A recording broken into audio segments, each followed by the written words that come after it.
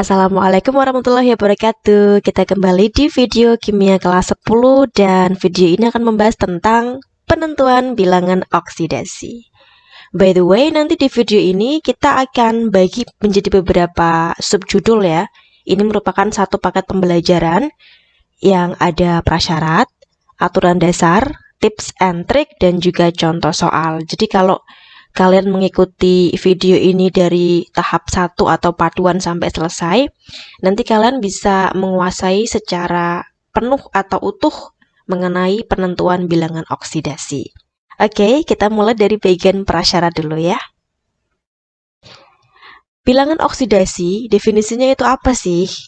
Nah, jadi BO atau bilox ya singkatannya itu merupakan suatu bilangan yang diberikan terhadap unsur atau atom, di mana bilangan tersebut mewakili jumlah elektron yang dilepas atau diterima oleh atom tersebut ketika membentuk ikatan kimia dalam senyawanya.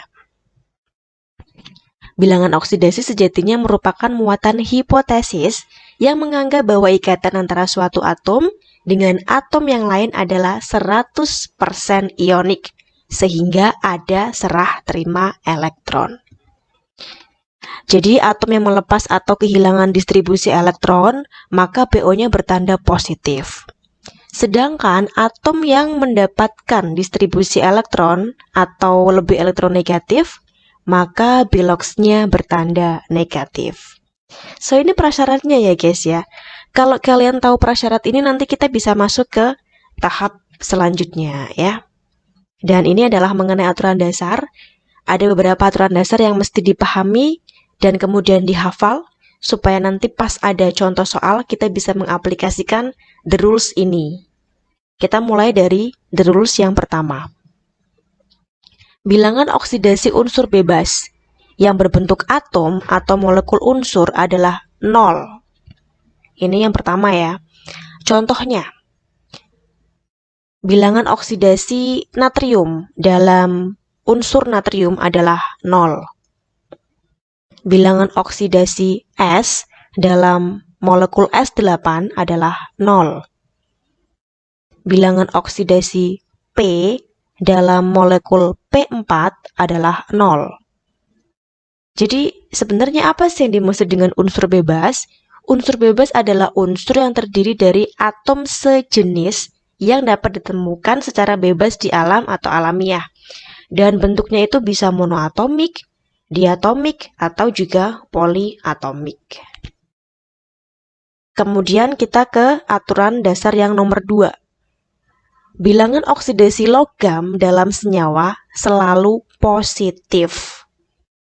Contohnya, unsur logam golongan 1 yang meliputi litium, natrium, kalium, rubidium, cesium, dan francium, maka memiliki bilox positif 1 sesuai dengan golongannya ya. Bilangan oksidasi K dalam KCl, KNO3, atau K2SO4 karena K golongan 1 maka biloxnya positif 1. Kemudian unsur logam golongan 2 apa saja yaitu berilium, magnesium, kalsium, strosium, barium, dan juga radium maka memiliki bilangan oksidasi positif 2. Jadi sesuai dengan golongannya ya.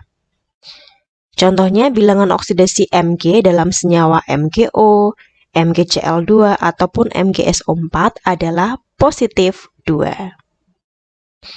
Nah, by the way, logam transisi bisa memiliki lebih dari satu macam bilox, jadi sebaiknya ditentukan paling terakhir. Kita nanti juga akan bahas mengenai logam transisi lebih jauh ya.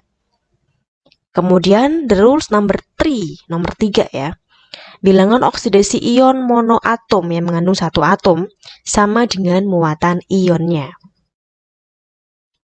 Contohnya, bilangan oksidasi ion monoatom Na+, Ca2+, Al3+, Cl-, dan O2- berturut-turut adalah positif 1, positif 2, positif 3, negatif 1, dan negatif 2. Kemudian aturan yang nomor 4, bilangan oksidasi atom H pada senyawanya adalah positif 1. Kecuali dalam hidrida. Apa itu hidrida? Yaitu senyawa hidrogen dengan logam atau persenyawaan antara hidrogen dengan logam, maka bilangan oksidasinya negatif 1. Contoh, bilangan oksidasi H pada H2O, HCl, H2S, dan NH3 adalah positif 1, jadi ngikut the rules tadi ya.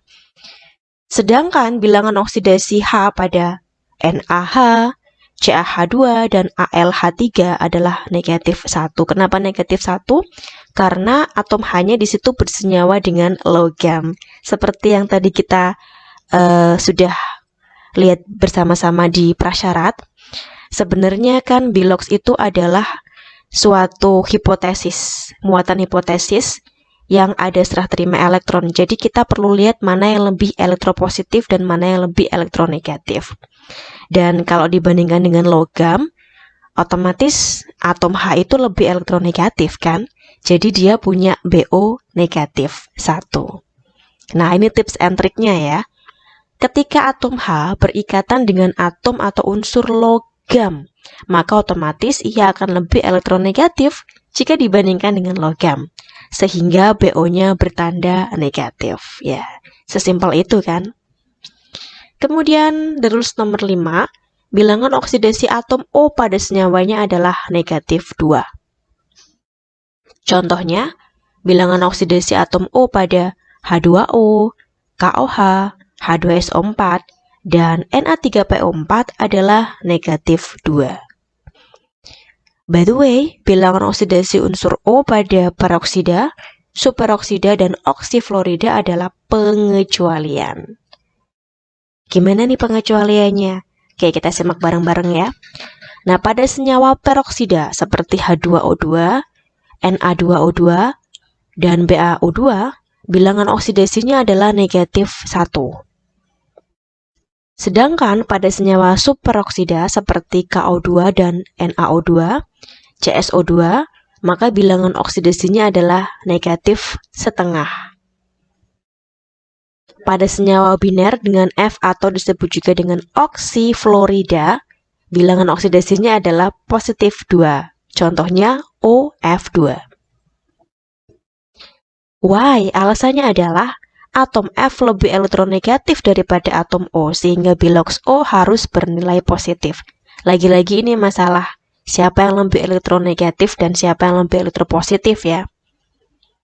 Dan tips and triknya supaya bisa memahami pengecualian tadi, ketika atom O berikatan dengan atom logam dari golongan 1A, 2A, atom H, dan atom F, maka tentukan bilox O paling terakhir.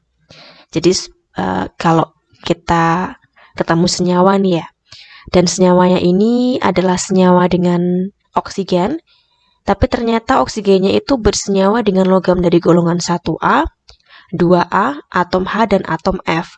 Maka tentukan bilox O itu paling terakhir, belakangan aja. Dulu kan yang atom-atom yang tadi disebutkan gitu. Jadi kita akan menemukan harga bilox yang pengecualian -1, -0,5, ataupun positif 2. Oke, sekarang kita ke aturan nomor 6. Jumlah bilangan oksidasi unsur-unsur dalam senyawa adalah bergantung pada muatan total senyawa tersebut. Jika berbentuk molekul senyawa, maka bilox total adalah 0. Jika berbentuk senyawa bermuatan atau ion poliatom, maka bilox total sama dengan muatannya. Contohnya nih, jumlah bilangan oksidasi pada senyawa natrium klorida adalah 0. Ini jumlahnya ya, jumlah bilox. Jumlah bilangan oksidasi pada senyawa CrO6 adalah 0. Jumlah bilangan oksidasi ion poliatom NH4+, SO4 2-, PO4 3-, berturut-turut adalah positif 1, negatif 2, dan negatif 3. Jadi sesuai dengan muatannya. Muatan kita lihat dari sininya ya. Positif 1, negatif 2, dan negatif 3. Nah, kalau berbentuk molekul ataupun juga senyawa netral seperti ini, ya otomatis jumlah biloxnya total sama dengan 0. Gitu. So, that's all about aturan dasar dalam penentuan bilangan oksidasi.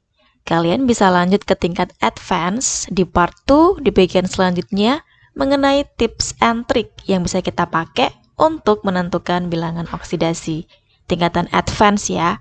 Jadi, terima kasih sudah nonton videonya, semoga bermanfaat. Wassalamualaikum warahmatullahi wabarakatuh.